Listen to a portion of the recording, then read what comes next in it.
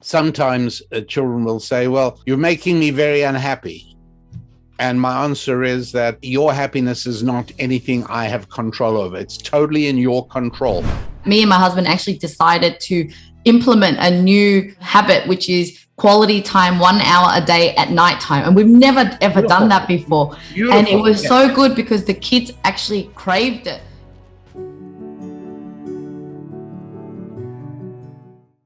Hey guys, welcome to Start Young. It's Lynn Padetta here, helping you to raise young entrepreneurs. Now, in today's episode, meet my guest, Rabbi Daniel Lapin, who has been a regular guest of mine in my other channel, Lynn Padetti. In the past, got him on to talk about business secrets from the Bible. However, today I wanted to ask him about his advice from the Bible, from his Jewish teachings, from being a Jewish person himself and a dad. What are the foundational parenting tips that he could give me and you guys? Here are some parenting tips from a Jewish Rabbi, Daniel Lapin. I'm so excited that you saw fit to have me back again. You know, I don't take that for granted because I'm sure I rub some people the wrong way. And so whenever I get invited back for a second or even a third appearance, I'm really stoked about that, I'll tell you. Yes. You're definitely in my good books. And yeah, of course, it's an honor that Lynn likes you, right? No, I'm just kidding. Now, I wanted to bring you back because this is a new channel that I'm starting on. And I really love it because, look, at the end of the day, as parents, our goal is not just about us making money and being successful. It's like, how do we actually help our kids, right? That's the ultimate goal of parenting. And so I thought this is so good because I've never kind of asked you about the kids side of thing, but I know you have a wisdom and things to share on any aspects of life. So Rabbi, if you could help the audience understand, how have you been on your own journey in helping your own kids to become successful in life? Oh my, that's a huge topic, Lynn. It really is.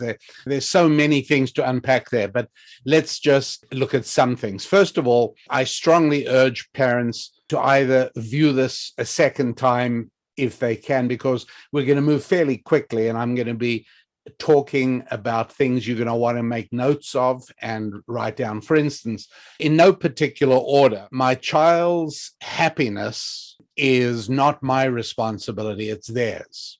Mm-hmm. In other words, we all have a moral obligation to be happy, regardless of the circumstances. When I was whining around the house at the age of 15, one day, my mother said, cut that out. I want you to be happy right away.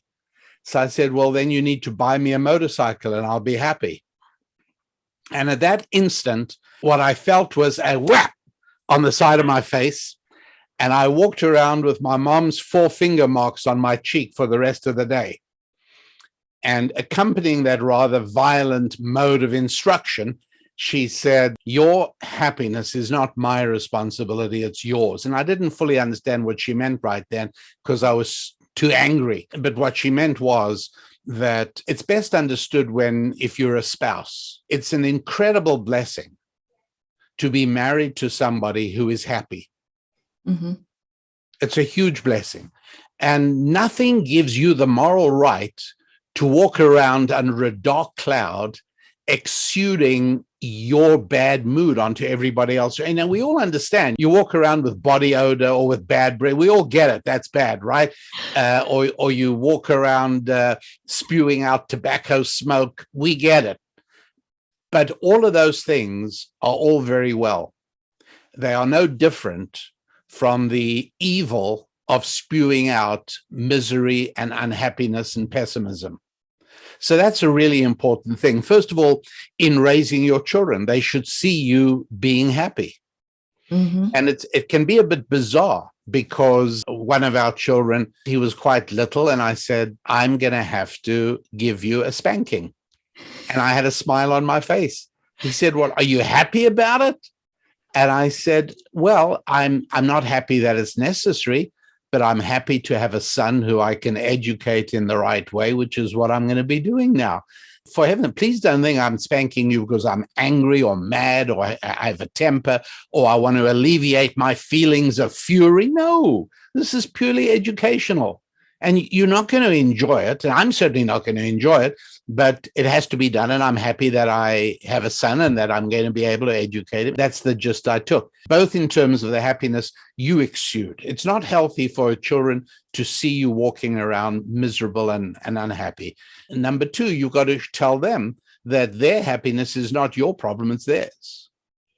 Mm-hmm. It's exactly the same way, by the way. Sometimes your children will say, I'm bored. Tough cookies, not my problem. Go and get a book, find something to do, start a business, do something. But don't tell me about it. I'm not interested. That's good parenting, not indifferent parenting. So those are sort of real basics that are important. Another thing that's important is that sometimes children will say, well, you're making me very unhappy. And my answer is that, again, your happiness is not anything I have control over. It's totally in your control. You are choosing to be unhappy.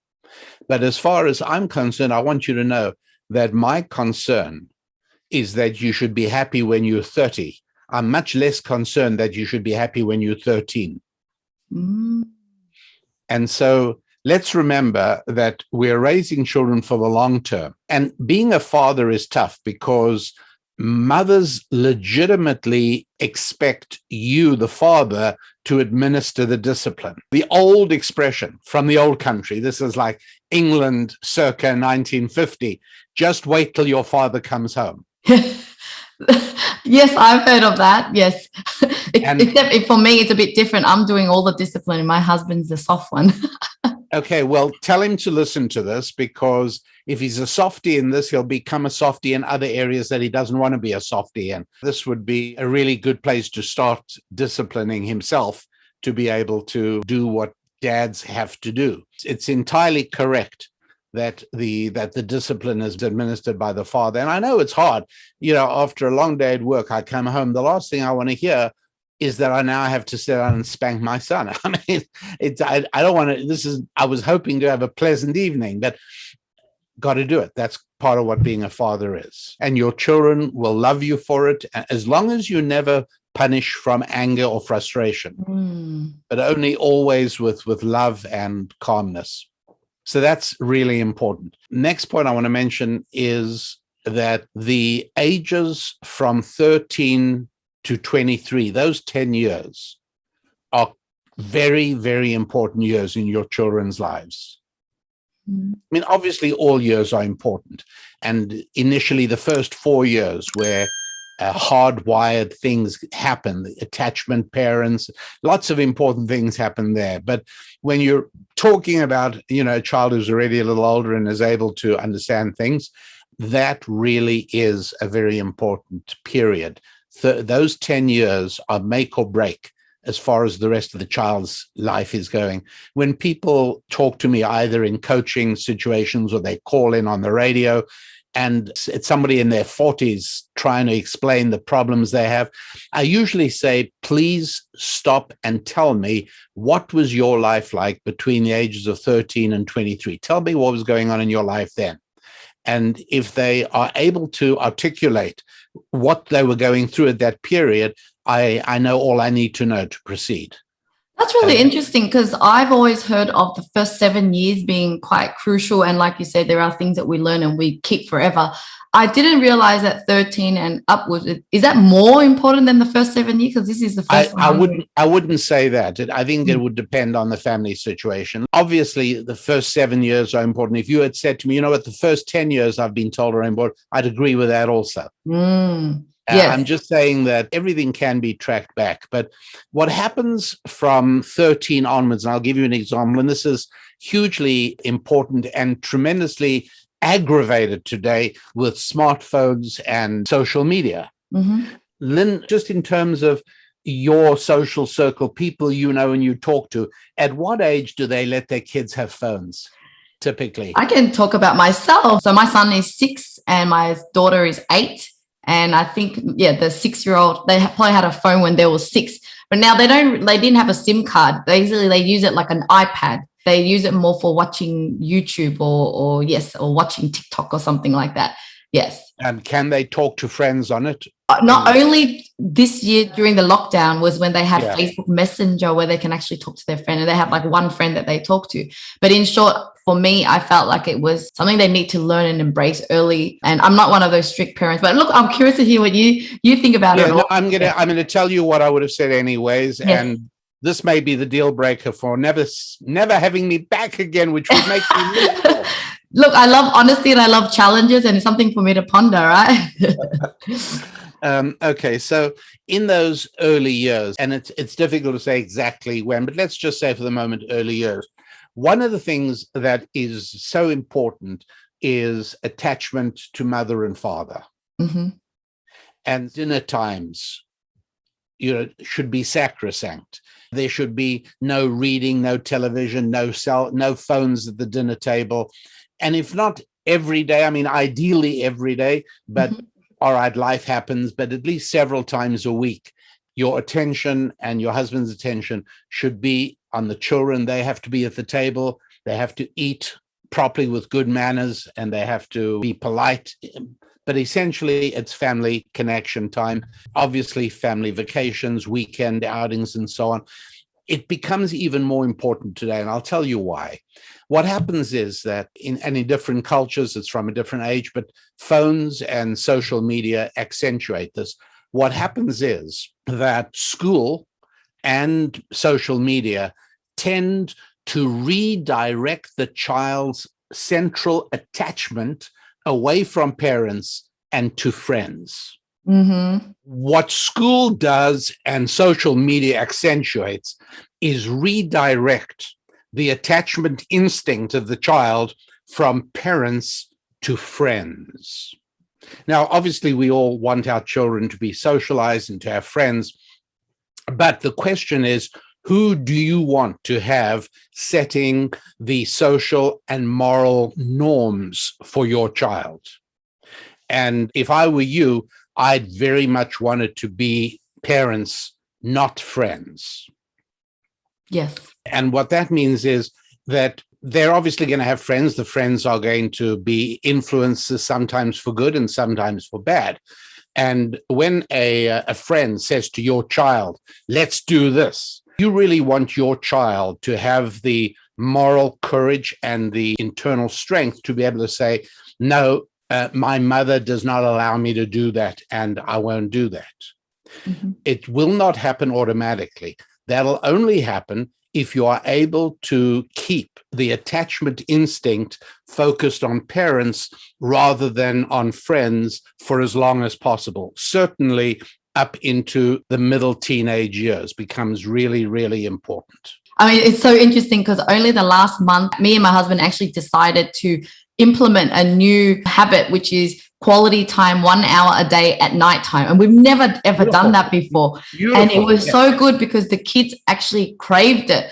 They actually want it. They're like, almost like, yeah, parents are focusing on us and we miss having our parents really focus. And so do you say that the more we can spend that, uninterrupted time with our kids a few times, and yeah, we're going to change our rule now. It can't be every day because it kind of felt like too much, but overall, the more the merrier, and also just spending more quality time, whether it's trips and holidays, and showing that you love and care about them most of the time, that makes them attached and avoids being influenced by friends.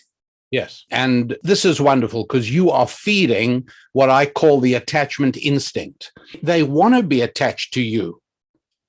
But if you're busy, and many parents do this, by the way, inadvertently, you don't intend it, but I've seen where parents will convey the impression that it's a burden to talk to the child, or it's just a tone of voice. Yeah, what do you want? Mm-hmm. Well, that message comes through loud and clear. You don't have to worry. The child hears very clearly, oh, I'm being a nuisance, I'm unwanted. Yeah. Okay, I have a question. How about parents that are like way too attached to their kids? I'm talking about they kind of need their kids to be around them all the time. And what do you think would happen to kids if you are basically possessing your kid, possessive of your kid? Yeah, obviously everything in moderation is fine. Anything at an extreme is not good.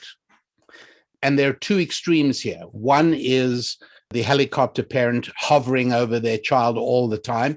On the other end of the extreme, at the other end of that spectrum, are the parents who give their kids a door key and they say goodbye to them in the morning and say, I'll see you tonight. That's the other extreme. Obviously, both are problematic. And wise parents try and structure things in between. Now, there will be a time in children's life where they go through various anxieties and they become clingy. You cater to that. They're children, for heaven's sake. What do you want? But you've got to be the adult in the relationship. And I'll tell you where one sees it. And it's very, very painful and sad to watch. But single mothers sometimes do that with their children, particularly their sons. And it's understandable, but hopefully being alerted to the danger will help people steer clear of it.